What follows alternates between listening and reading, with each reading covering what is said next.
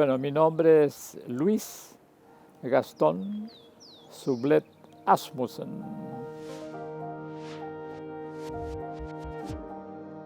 Por mi padre desciendo de vascos franceses y por mi madre desciendo de alemanes del norte.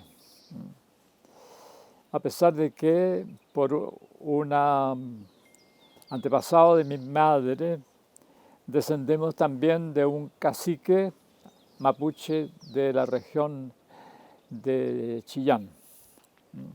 O sea, yo tengo un poquitito de sangre mapuche, aunque no se note. Pero también tenemos parientes, yo tengo parientes judíos. Y eso se nota más, sobre todo por la nariz, ¿no sé? Bueno, y en cuanto a la obra que yo escribí, la última, que se concreta en este libro, que tiene el curioso nombre de Marginales y Marginados. ¿En qué consiste la temática de este libro? Consiste en una preocupación mía de muchos años. Yo diría que esa preocupación mía empezó desde que yo conocí a Violeta Parra. Yo nací en un hogar de burguesía acomodada en Viña del Mar. La ciudad de Viña del Mar fue muy aristocrática en otros tiempos. Era como el barrio alto de Valparaíso. Las personas que trabajaban en las grandes empresas de Valparaíso tenían su residencia normalmente en Viña del Mar. Entonces había grandes casas con jardines, castillos. En ese mundo nací yo y fui dominado, claro, sin darme cuenta, por los usos y costumbres de ese tipo de, de gente de ese nivel social. Y eso ocurrió hasta que tuve yo un encuentro aparentemente casual con lo que yo llamo el ícono mayor de la cultura popular chilena, Violeta Parra. Yo había escuchado un pequeño disco de ella, en el cual cantaba, que es lo que yo recuerdo, Casamiento de Negros, y también un canto por las Sagradas Escrituras sobre el fin del mundo, que me llamó mucho la atención.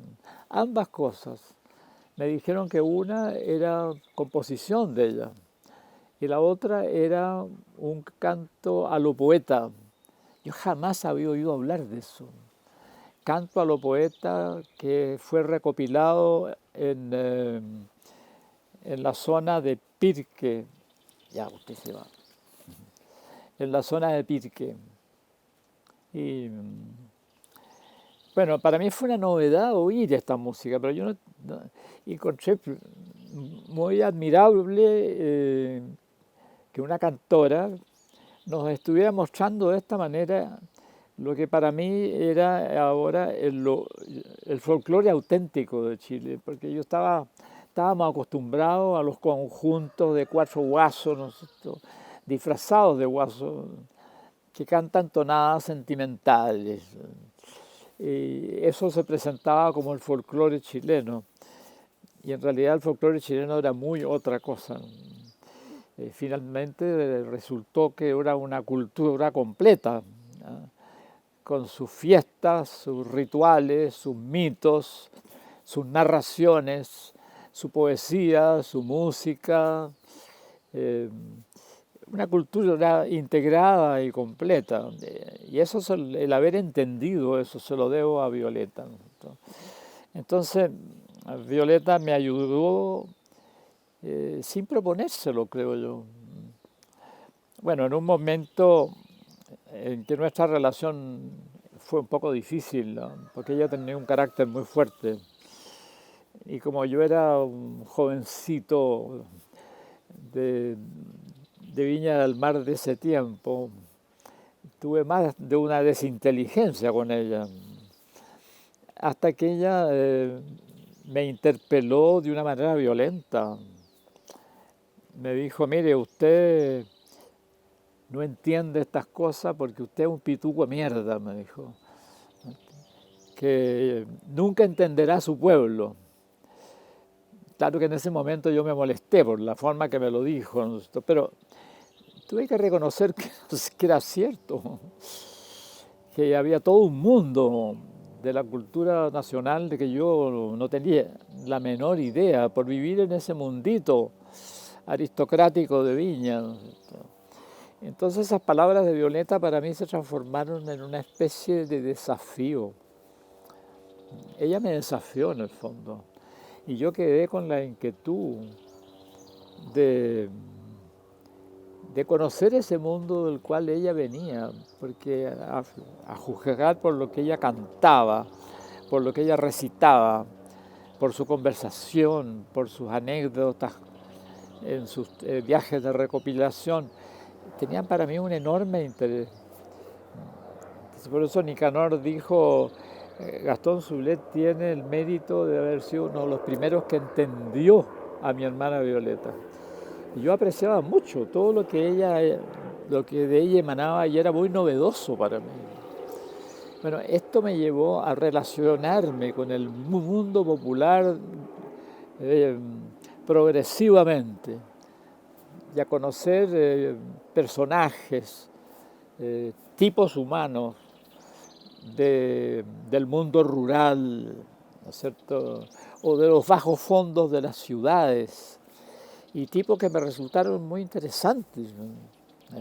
Yo no hice cuestión de que pertenecieran al tercer estamento y a veces, como decir, en una condición de vida muy, muy pobre. Ahora, las personas que ella me presentó, obviamente, estaban de alguna manera vinculadas a la cultura popular, o sea, algo podían decir en ese sentido, algo podían narrar, algo podían cantar esas personas. Bueno, y eso me llevó a liberarme de todo prejuicio en el fondo, y empezar a interesarme en cualquier tipo de persona, aunque esa persona fuera un fracaso. O sea, no solamente las personas que tienen éxito son las que tienen derecho a expresarse y a aconsejar a los demás y en última instancia a dirigir el mundo, ¿no? También los que no tienen éxito, los que incluso su vida es un desastre, pueden en algún momento enseñarte algo, porque en ese momento se daban las condiciones de que tú escucharas de parte de esas personas lo que jamás otra te diría, ¿no es cierto? Y eso me llevó a mí a interesarme por los marginales y los marginados. Yo hago una distinción, ¿no? El marginal lo es por vocación y construcción, y el marginado lo es por las circunstancias, por vivir en una sociedad muy desigual, ¿no es cierto?, que se ve obligado a vivir en la marginalidad. Por lo que yo he averiguado, más o menos cerca de un cuarto de la humanidad vive en diferentes niveles de marginalidad forzada, y no son pocos los que viven en grandes basurales o botados en terrenos baldíos o, como se dice en Chile, en situación de calle, ¿cierto? Ahora, para mí lo considero como un milagro de que fortuitamente, sin proponérmelo, yo haya interactuado con ese tipo de personas en un momento muy especial de mi vida y que esas personas me hayan dicho algo que a mí me sirve, que es una verdadera enseñanza, cosa que jamás me imaginé que eso podía ocurrir, ¿no es cierto? que son los dos casos extremos que yo narro en el libro. Mi encuentro con un hombre muy miserable que vivía en el gran botadero, o sea, basural, de Montedoni con Valparaíso. Ah, y el otro, el peregrino de la Ruta 5 Norte, que era un hombre muy miserable también, poliomielítico de las dos piernas y cubierto de harapos, y que también resultó ser para mí un sabio popular anónimo que padecía de un alto grado de esquizofrenia, pero ya la sabiduría popular me lo había dicho. Los niños y los locos dicen las verdades. Y esos seres se cruzaron en mi vida, o yo me crucé en la vida de ellos en un momento especial, en que ellos me dijeron algo que me quedó sonando para el resto de mi vida, ¿no es cierto? El habitante del basural, que vivía en una cueva en la basura, me dijo, yo soy el Cordero. Entonces yo quedé muy sorprendido de la manera como él se presentaba ante mí. Y le dije, ¿por qué usted se presenta de esa manera? Mire, me dijo, si usted entra en mi casa, fíjate, un hoyo en la basura, si usted entra en mi casa lo sabrá. Y las personas que me acompañaban me dijeron, tenga cuidado porque lo quiere matar. Y yo sentí que no me quería matar, así que entré, ¿no? Entré a esa cueva infecta. Y adentro él tenía una vela, pues estaba oscuro, y tenía pegado en la pared un póster. Y en el póster se veía a Jesús llevando un cordero tomado de los pies sobre sus hombros, que es la famosa parábola, ¿no es cierto?, de que el pastor de 100 ovejas pierde una, deja las 99 en la pradera y la va a buscar, y cuando la encuentra la sube sobre sus hombros y la integra al piño. Entonces, claro, me mostró este póster que él había encontrado botado en la basura y me dijo, ese corderito soy yo, me dijo. Y a mí me causó tal impresión esto que me puse a llorar a mares. Y todavía cuando me acuerdo me emociono. O sea, yo no le pude responder nada y él vio mi emoción, ¿no es cierto? Y yo salí de ahí y las personas que me esperaban afuera, pero ¿qué le dijo? ¿Qué le hizo? ¿Por qué sale llorando usted de ahí? Y yo no podía hablar. Entonces le dije, él me ha dado una lección de humanidad como ningún ser humano me la ha dado nunca, dije yo. Porque no me dijo más que esto, del Cordero. Pero ¿qué me dijo? Yo sé que soy como la escoria de la humanidad, un hombre sucio. Ya, yo sé eso, pero soy un ser humano. Y tengo fe de que Cristo a mí también me salva. Eso me dijo. Y quedaron tremendamente impresionados. Uno de ellos era evangélico. Me dijo, es Dios que lo trajo a usted aquí hoy día para que usted escuchara esto y nosotros fuéramos testigos. Bueno, esa es una de mis experiencias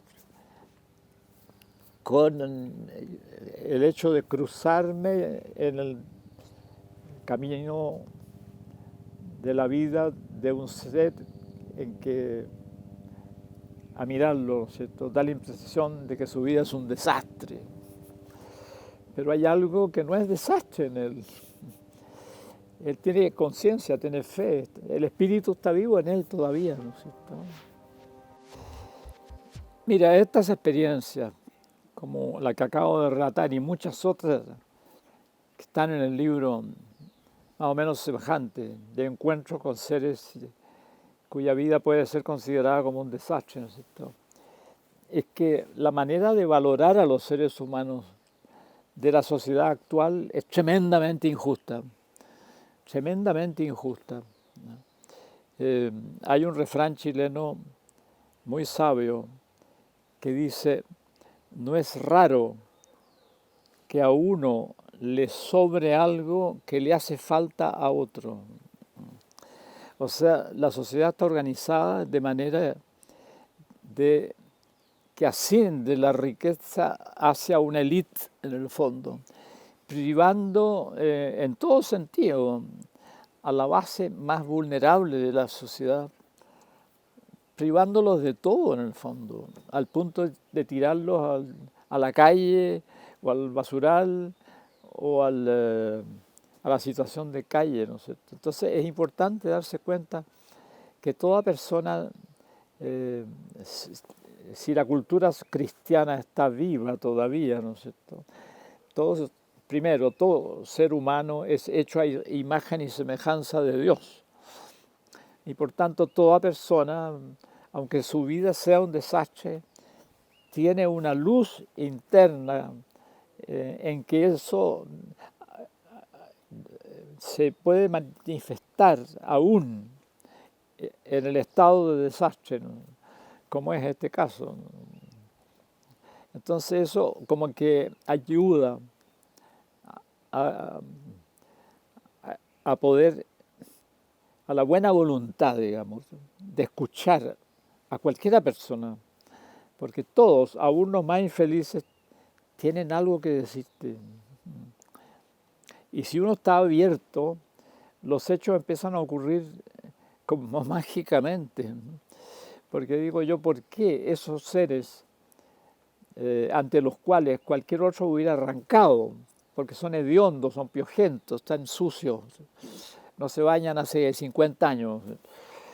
¿Por qué esos seres pueden en un momento decirte algo fundamental para tu formación humana? ¿Por qué puede pasar eso? Bueno, la razón de fe es que fueron hechos a imagen y semejanza de Dios y que aunque estén muy deformados, todavía queda esa impronta al interior. O sea, esto ayuda a valorar a cualquiera persona. En cambio, el sistema en que vivimos hace una tajante distinción entre los que tienen éxito y los que no tienen éxito. Y un éxito bastante acercado a lo económico o a la publicidad, ¿no? Entonces, que se dan a conocer muy fácilmente, que gozan de fama en la opinión pública y que eso puede ser tremendamente falso y muy injusto. O sea, todos los seres, todos, aún los más atrasados, los que parecen más infelices o torpes, tienen algo dentro en lo cual se conserva esta impronta del espíritu. Y eso es la razón que me llevó a ir a lo extremo, ¿cierto? Porque son casos extremos. El del poliomielítico de la Ruta 5, fue impresionante el encuentro con él, ¿no es cierto? Un tipo muy alto, muy desarmado, muy lleno de harapos, que se acerca y al saber que yo era profesor y los demás jóvenes que me acompañan eran alumnos míos, me dice: señor profesor, no crea usted que hay de esto, me dijo. La inteligencia suya no es superior a la de un mosquito, me dijo. ¿Sabe usted lo único que hay? Hay un padre y una madre. Por eso yo, siendo hombre, uso además un vestido de mujer. Y nos dejó colgado de la brocha a todos, porque yo estaba haciendo un curso de filosofía oriental, confucianismo y taoísmo en la Facultad de Filosofía, y justamente eso es lo que yo estaba enseñando. Dije, la estructura del acontecer está basado en dos principios: el principio creativo paterno y el principio receptivo materno. y que esa es la base de todo. Y este hombre me lo viene a repetir, apuntándome con el dedo a la cara, como diciendo, no hay de esto, que a usted tal vez lo ha hecho muy conocido en el ambiente. Lo que hay es un padre y una madre. Y por eso yo soy un andrógeno en el fondo, soy hombre y mujer al mismo tiempo, que es justamente la condición del gran sabio antiguo, ¿no es cierto? El gran sabio taoísta o confuciano tiene los dos principios en sí mismo. Tiene las virtudes paternas y las virtudes maternas igualmente desarrolladas, ¿no es cierto? Como Jesús se nota claramente en él, como las virtudes paternas y las virtudes maternas están igualmente desarrolladas y equilibradas, ¿no? Entonces nos dio una lección tremenda, quedamos mudos al escuchar a este ser piojento, harapiento, sucio, que nos dice una cosa así, ¿no es cierto? Y él de ahí deducía de que él tenía un poder que lo hacía dueño de todo. Y era el mes de finales de octubre y estaban los espinos florecidos con sus florcitas color de oro. Decía, este es mi tesoro, decía. Todo esto que ustedes ven mío, decía, este es mi tesoro. Y sepan ustedes que yo no moriré, yo no moriré, yo me disolveré en el aire de estos valles. Mira, eso escrito por Neruda, pero en un papel, no tiene el valor poético que he dicho en ese momento por ese tipo. Con este valle perfumado, era como un hombre que llegó al extremo del fracaso, ¿no es cierto? Y que lo que quiere es volver al paraíso en el fondo. Oye, nos emocionó tremendamente. Después fuimos a una excursión y mientras comíamos y habíamos hecho un fuego, todo el día estuvimos tratando de descifrar lo que este hombre nos había dicho. Después se topó con un amigo mío que quiso tomarle una foto y le dijo, mire, si usted me fotografía, usted queda maldito para toda la vida. Y se acercó, lo miró y le dijo, ¿sabe qué más? Usted no es usted, usted es el siguiente. Y este tipo se desarmó al oír eso. O sea, ¿qué le dijo? Usted todavía no ha llegado a ser lo que debe ser. Usted es demasiado joven, ¿eh? Muy inmaduro. Algún día usted será usted. Pero ¿cómo un hombre así puede inspirarse tanto como para decir desde su miseria absoluta a un ser normal y corriente, darle un consejo como ese? Porque eso se transformó en una obsesión para este hombre. ¿En qué momento yo voy a llegar a ser el que debo ser? ¿No?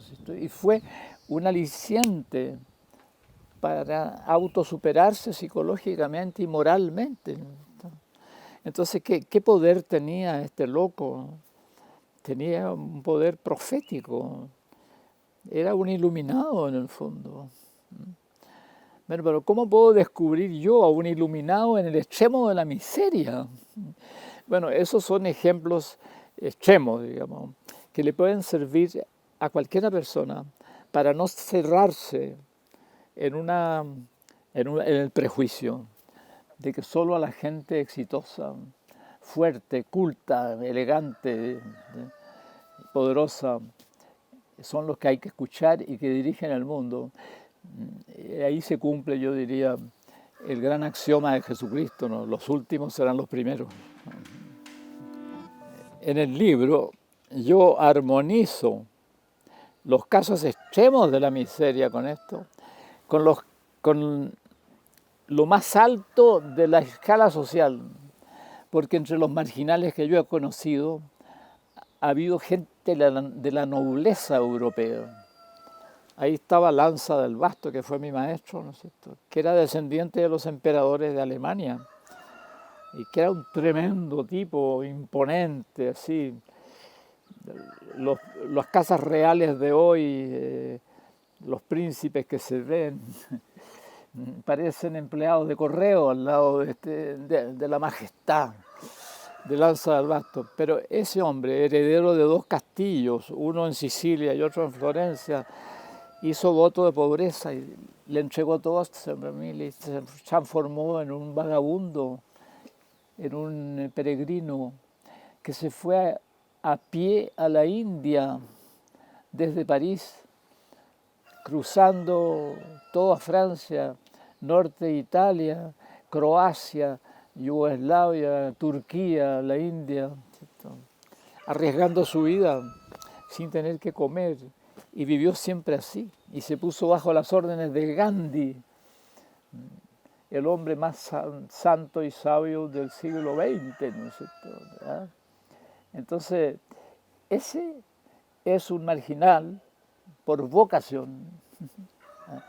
Yo diría de que yo soy un marginal también estructural, pero no he tenido el coraje de hacer lo que hizo ese hombre. Bueno, mi estructura física no es la de él, ¿no? Era un tremendo tipo, ¿no? Imponente, facha, muy alto, y tenía resistencia como para hacer lo que hizo, porque después se fue a pie hasta el nacimiento del Ganges en el Himalaya, ¿no? Fue iniciado en el yoga por grandes maestros. Bueno, hay que tener una estructura física como para poder ser marginal de esa manera. Si yo la hubiera tenido, yo creo que podría haber hecho una opción como la de él, ¿no es cierto? Y para probarte de que hay marginales por vocación, en la Revolución de Mayo en París, sobre la cual hay un capítulo largo aquí de mi participación, los revolucionarios de la Universidad de París fueron a buscar bajo los puentes del río Sena, donde duermen muchos miserables, fueron a buscar a uno de ellos, lo trajeron, le dijeron: te vamos a pagar si tú dictas una clase en el auditorio principal de la universidad. Y entró un tipo tan hirsuto, tan piojento, tan sucio, se sentó en la cátedra, se veía que era un tipo bastante valiente, en nada atemorizado, y dictó una clase sobre su vida como marginal. Y dijo: me vinieron a buscar de parte de la orden de los traperos de Maús, del cura Pierre, y me llevaron a un albergue, me acosté en una cama con sábanas limpias, que compartía con otro parecido a mí, me dijo. Pero eso no es para mí, dijo. Yo no he sido reducido a este estado que ustedes llaman miserable. Yo lo he escogido porque es mi vocación. Y los dejó a todos con la boca abierta, ¿no? Porque muchos marxistas o gente así o anarquistas esperaban que él dijera: esta sociedad injusta que me ha reducido a mí a la miseria. No, dijo, yo escogí esta manera de vivir. Ahí tienes tú un marginal también por vocación y que no está loco. Él le gusta vivir así, debajo de un puente, y se tapa con cartones, y él prepara su comida y pide plata, claro, pide a los turistas que pasan por ahí, ¿no es cierto? Ahí es la antípoda de Lanza de Albasto, que es un descendiente de emperadores, con facha de emperador. Este parece un hombre primitivo en la caverna, debajo del puente, ¿no? Pero él escogió esa manera de vivir. Sí, mira, yo incluí entre los marginales por vocación a un carpintero de la ciudad de Nazaret, que desde niño demostró una incompatibilidad absoluta entre su persona y el mundo en que le tocó nacer, y que chocó tanto que terminó clavado en un palo, ¿no es cierto?, como un miserable, y entre dos ladrones, o sea, lo confundieron con el AMPA, ¿no es cierto?, con los marginales delictivos. Lo incluía él, porque realmente fue un marginal. el hecho de que el espíritu del mal lo llevó a un alto monte y le mostró todos los reinos de este mundo y su gloria, y le dijo, todo esto te daré porque es mío, le dijo, si tú me adoras. Y él lo rechazó, y no violentamente, no lo rechazó toda la civilización de su época, pues es increíble. Todos los reinos de ese mundo en ese momento, incluía el Imperio Romano, incluía Grecia, incluía Egipto, Canaán, Mesopotamia, todo ese mundo, con grandes ciudades, ya, se lo ofrecieron y él los rechazó de plano, estableciendo una especie de incompatibilidad entre la nueva fe y el servicio al mundo. Entonces ahí tienes tú como el arquetipo del marginal, porque el marginal normalmente, el que lo es por vocación, eh, tiene una idea de cómo deben ser las cosas para que fueran mejor o distintas, ¿no? Que apunta siempre a un cambio de paradigma cultural. Y si hay alguien que ha enseñado eso, eh, la renovación completa de un modelo de sociedad, es este carpintero de Nazaret, ¿no? Y tanto es así que lo llama el reino de Dios. Es el verdadero orden, no este orden de los reinos donde los reyes o emperadores dominan a la gente y además se hacen llamar benefactores, ¿no es cierto? Con esa palabra lo dijo él. El libro comienza y termina con este personaje. O sea, es una manera de ver a ese carpintero de Nazaret, cuyo nombre no quiero decir, nueva también, distinta, y yo creo que muy atrayente, sobre todo para la juventud de hoy, darse cuenta que este era un tremendo marginal, ¿no? Que no quiso participar para nada. Cuando Pilato, cuando tú eres rey, y le dijo, tú lo has dicho, pero mi reino no es de este mundo, de este orden, quiero decir, no es de este tipo de reino. ¿Por qué? Porque se llama el reino de Dios, pero no se lo va a decir a Pilato que no entendía nada. Yo he venido a este mundo a dar testimonio de la verdad. ¿Qué es la verdad?, le pregunta a Pilato. Y él no le contesta, sino que simplemente le muestra a su persona. Esta es la verdad, que los hombres sean como yo soy, ¿no? Eso lo digo en el libro. O sea, el testimonio de un cristiano, en el fondo, el libro. Y que comienza con el carpintero de Nazaret y termina con el carpintero de Nazaret.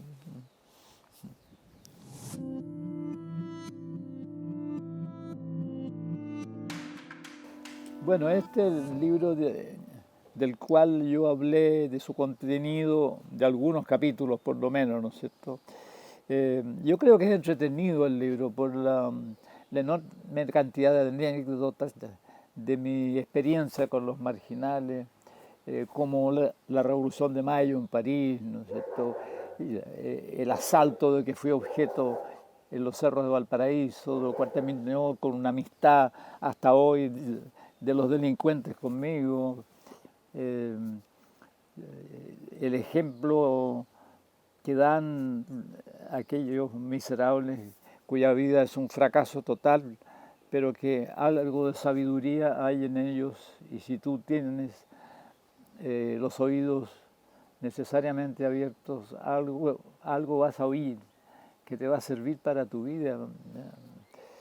Todo eso está en este libro, ¿sí?